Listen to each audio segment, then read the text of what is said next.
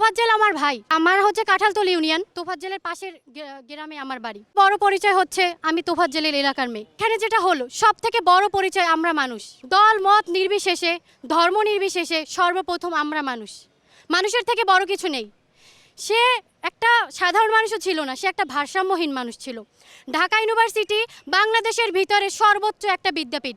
এই বিদ্যাপীঠে একটা মানুষকে নৃশংসভাবে মারা, এটা আসলে আমরা কেউ ভাবতে পারি না।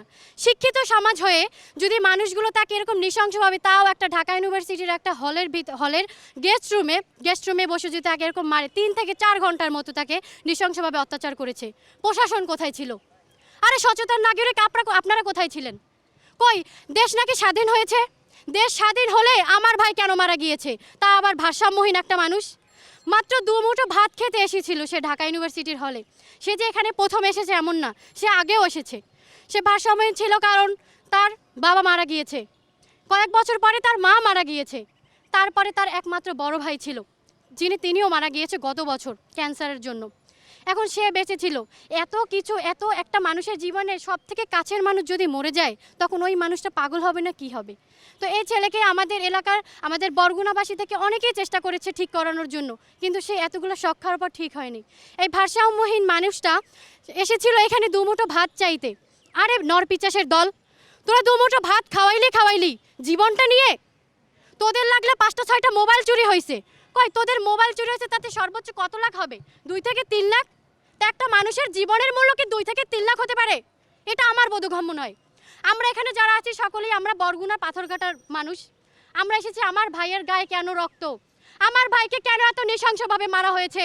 ঢাকা ইউনিভার্সিটিতে প্রশাসন কোথায় ছিল?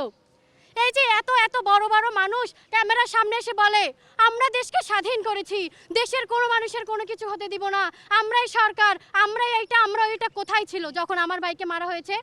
যখন বুয়েটার আবরারকে মারা হয়েছিল, আমরা বাংলাদেশিরা প্রতিজ্ঞা করেছিলাম না যাতে আবরারের মতো আর কোনো মানুষ না মরে যায়? তাহলে তোফাজ্জেল কেন মারা গেল? আমার কাঁঠালতলীর ভাই তোফাজ্জেল ভাই কেন মারা গেল? তিনি ছিলেন ন্যাশনাল ইউনিভার্সিটি থেকে গ্রাজুয়েশন কমপ্লিট একটা মেধাবী ছেলে, যে বাবা না থাকার পরেও বড় ভাইয়ের ছত্রছায়ায় লেখাপড়া কমপ্লিট করেছে। তার মেধা অনেক ভালো ছিল, সবাই যার জন্য প্রশংসা করত। তিনি ভারসাম্যহীন থাকলেও তার মেধা ভালো থাকার কারণে ওনার মামা এবং মামাতো বোনের নাম্বার ওনার সেভ করা ছিল।